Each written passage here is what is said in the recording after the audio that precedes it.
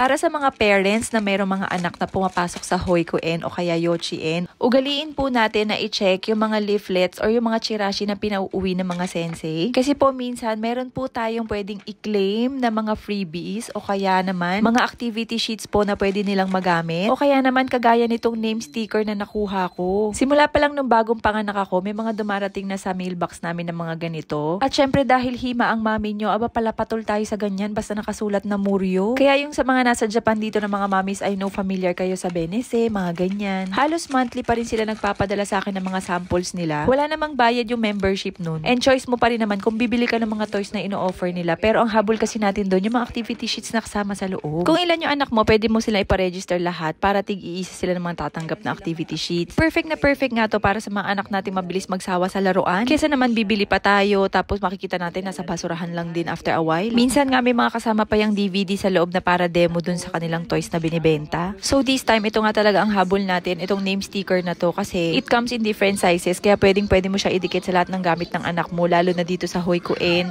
Kailangan lahat ng gamit nila isa-isa may pangalan. Ang kagandahan pa nga nito is waterproof na siya kaya kahit hugasan mo siya hindi siya masisira.